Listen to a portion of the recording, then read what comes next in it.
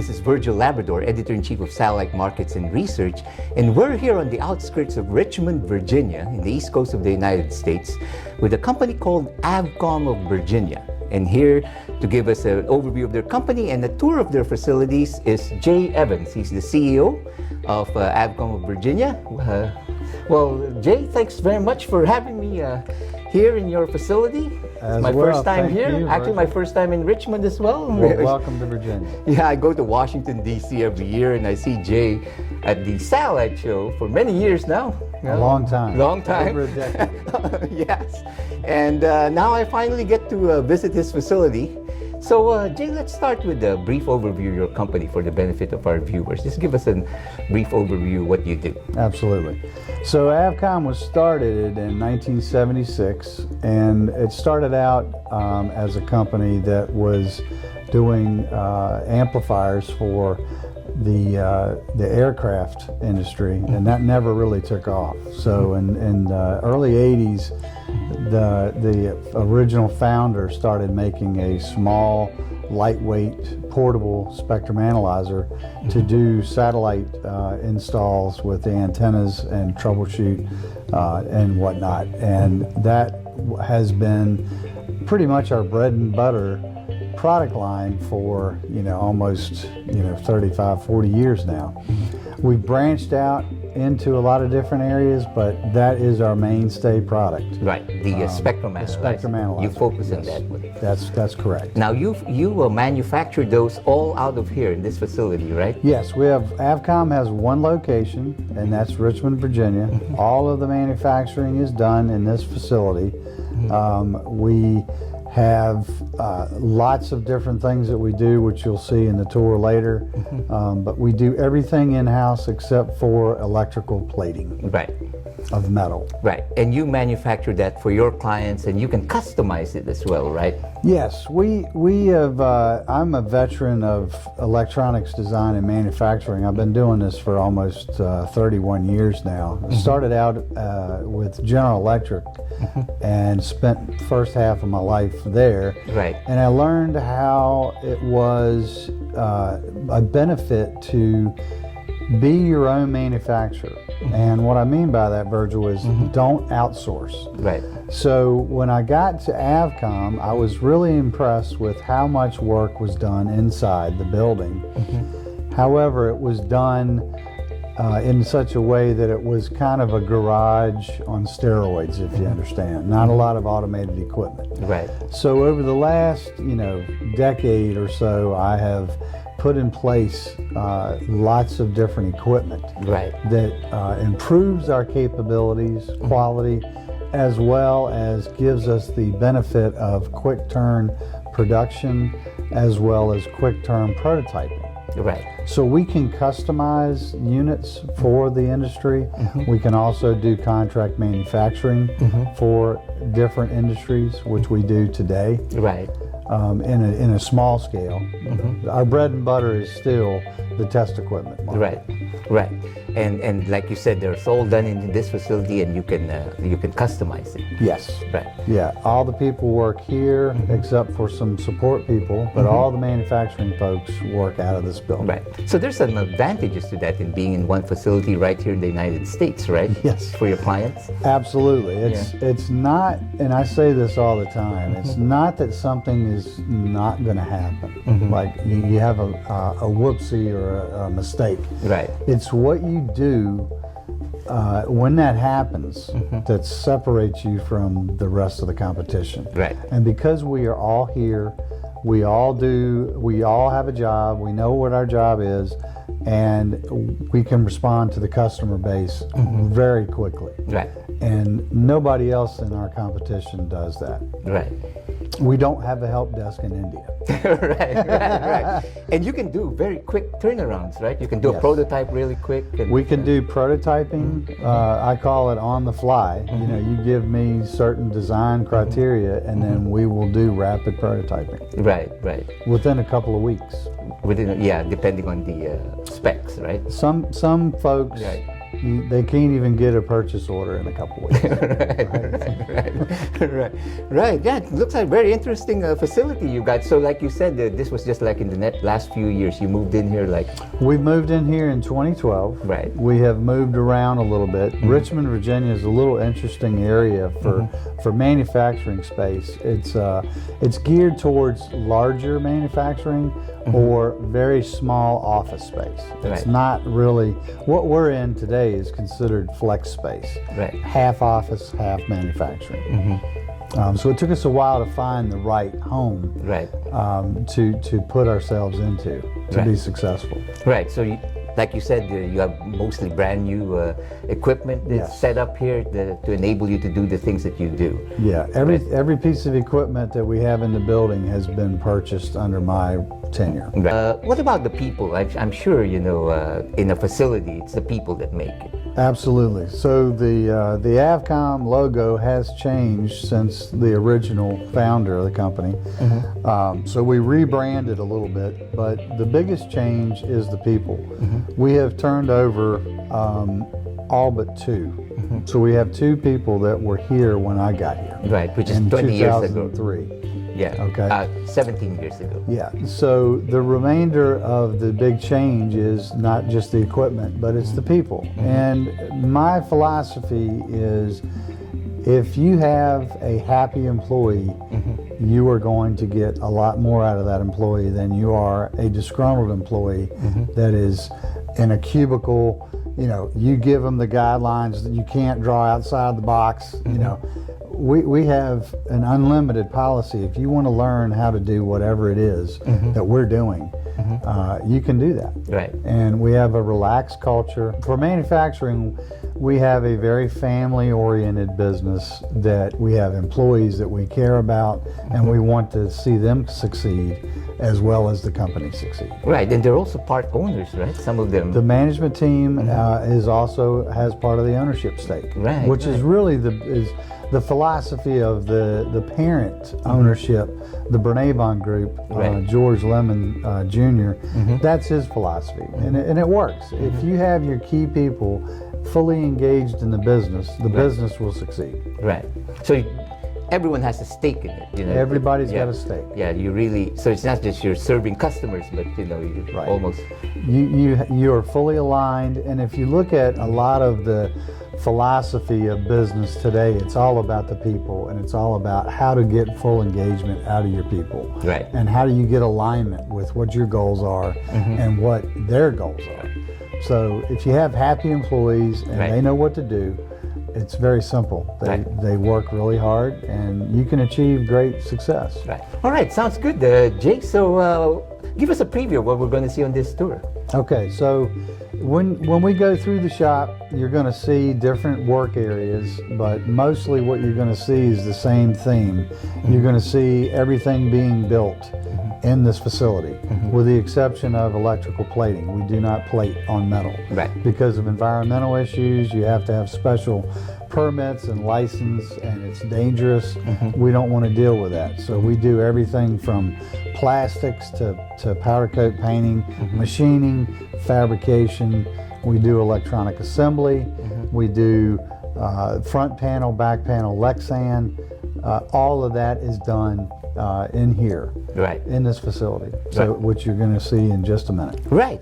And I was actually very surprised that Jay told me that he didn't even brief his employees that I'm coming today, just to show exactly how they do it every day, as opposed to a stage. So we're going to get a real tour of a real working facility today. So let's go see it, Jay. Okay, sounds good. So what do you do here, Jay? We're standing in front of the electronics surface mount line or area. So what you'll see is a screen printer that puts down solder paste onto the circuit board. Then you'll have, we've got two pick and place machines, which actually puts the parts on the board. And then we have an oven that actually takes the solder paste from a paste to a fluid and then to a hard solder joint, and then cools down. And then at the end, you'll have a automatic optical inspection machine. What that does is, with computer and camera head technology does what the human being used to do with a magnifying glass or a microscope and visual inspection. So what that machine does is runs through a series of programs in about 45 seconds, inspects a complete circuit board versus a human sitting there for hours looking at it. Right. So Virgil, what you have here is a 3D printer. And what that does is this is where we do our prototyping. So when you have the computer CAD file, you basically submit that to the 3D printer, and then it's going to take 10 to 12 hours to produce that prototype. Once the prototype is reviewed and it looks like it's going to be the final product, then we can go to the casting line and produce multiple parts. The disadvantage to the 3D printer is the runtime. You know, every time you print, you're locked in for 10 to 12 hours. It's a perfect machine for prototyping, yes sir. So if you got a company that doesn't want to spend $100 grand on a 3D printer, they just call us and they say, hey, here's my CAD file, you know, run me a prototype and ship it out. And, you know, UPS, FedEx, next day, you can get a prototype between sending a file to 2 to 3 days. Virgil, what we have here is, this is part of our plastics division. So this is a casting area. So all of our high volume parts, we end up starting with 3D printing, and then we convert that to a casting. So what she is doing right now is that's the mold that she's setting up. And then she is going to actually pour chemicals, 2 different chemicals into that mold, and then it's going to go through the curing process.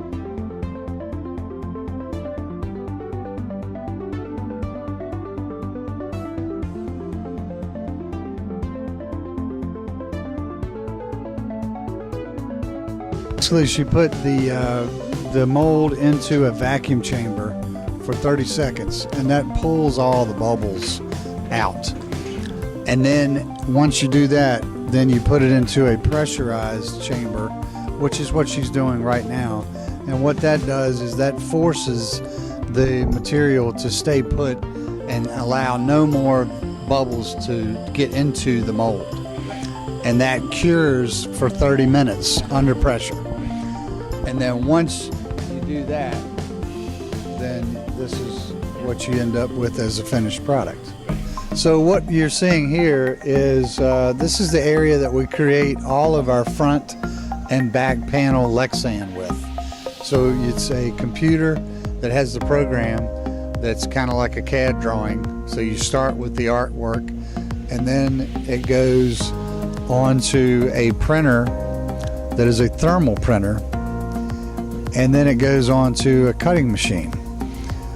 And what happens then is wherever there's a hole for an LED or a push button or a piece of hardware, any of those, it cuts that out, which we used to do all this by hand back in 2003. And now what you're going to see is the printer actually doing its work. So by doing this machine in-house, we have the ability to do private labeling for any OEM of any type of box, whether it's a piece of test equipment or just a universal box. As long as we have the vector file of the logo and the Pantone colors, that enables us to produce anybody's logo.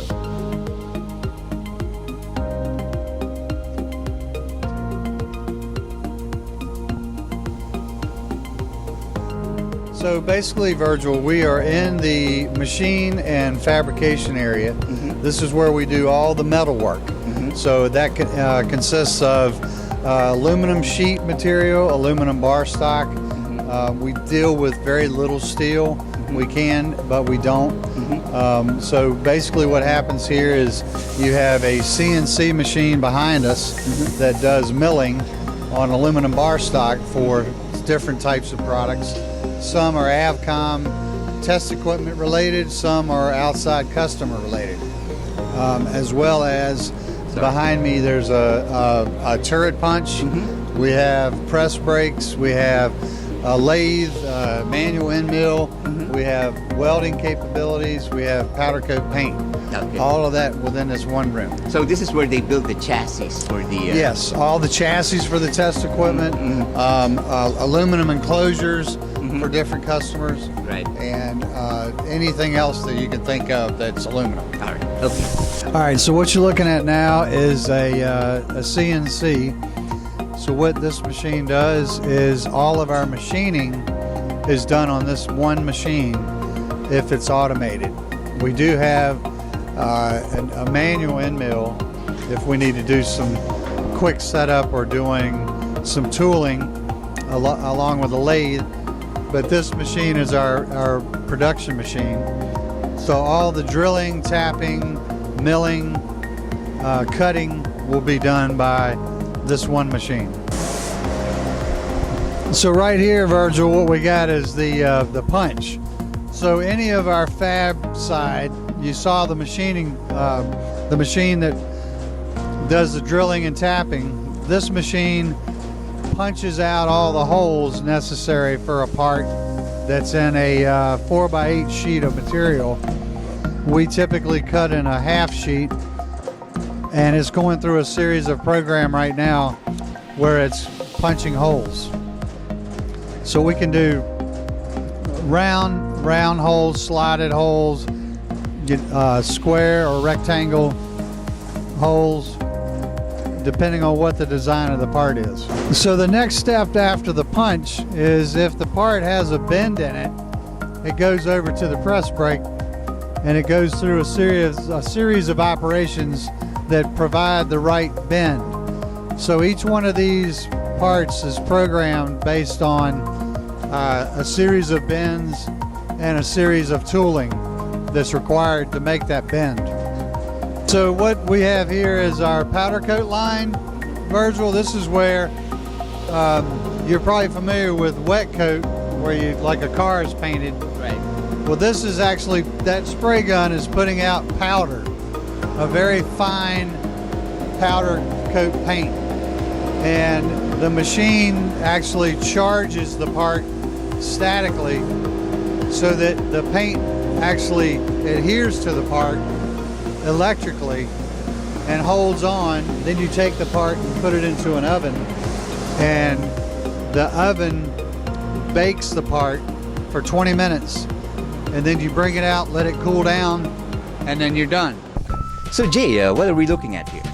So basically we're standing right in front of the final assembly area. Now this is where all of the piece parts that we've talked about earlier get built, produced, and get put into a final unit, whether that be a RSA chassis unit, a PSA, S&G, or possibly a single board embedded solution. All of that gets produced over in this one area. What you see happening right now is we're using a reel counter to count parts that go onto the pick and place machine. So every job that we do, after we finish the job, we take the parts off and we count, and that way we allow for scrap rate if a part gets off of the table, and then we know that we've got the right inventory count so that when we go to build jobs, we have an accurate inventory. So Heidi is looking at some individual piece parts that go onto a board that are inside that anti-static safe bin, and she does a lot of handwork, rework, anything that has to be touched up from a solder joint standpoint that comes off of the manufacturing line. We talked about that earlier, where you have the pick and place machine, the oven, and the optical inspection unit. So any handwork is done in this area. You can see in the background there's a microscope because it's very small items, and you need something that's very, very good at not only doing the work, the human work, but the visual aid is the scope. So where are we now, Jay? So we are in the test lab, which is basically where every product that goes through the door has to come through here to be tested and calibrated. We go through several initiation type testing of temperature and vibration. And we power the units for 24 hours before they come into the test lab. So after they leave this area, then they go through other testing, which is temperature controlled and vibration. Right. So we try to achieve, as if there is going to be any failures, that they happen in the building versus going to the customer Right. and failing. So you really test it to like working conditions. Yes, yes. Yeah, we implemented temperature control a few years back when we started getting very heavily involved with government business because of the just the rugged environment that the products have to be in. You know, in the back of a terminal, on a trailer, being pulled through the desert, or wherever. Right. It's a very harsh environment. Right. And you simulate that over here. As much as we can. So you can see the screen. What's happening here is we are going through a series of what we call calibration. So each one of the products goes through a rigorous calibration routine where it goes through different frequencies and different adjustments to make sure that everything is within the parameters that we set as engineering specifications. So Jay, this is where it all begins and ends, right? Yeah, this is the shipping and receiving. So right now we're actually doing some boxing, ready to go out the door. That's when the magic happens, when you actually try to get paid for some of this work that you're doing, right? Right. So what she's doing now is packaging an RSA unit that is going to a customer. And all of our boxes, were very particular about how we box and how we ship. Each box either has custom foam put in it for support. All of our boxes are double walled because we do a lot of international shipments, and that's proven time and time again that it needs to be double boxed to make it over there without being damaged. So basically, once it goes into the box and gets the packing slip, gets the UPS, FedEx label, whatnot, that's only the beginning, because we have a 1 year to 18-month warranty as a standard, and we have a phone that you can call if you have any issues, and we are very support-minded about any issues, whether it's a programming issue or something got damaged in shipping or the part just failed. We are very support-minded within our company, throughout the company.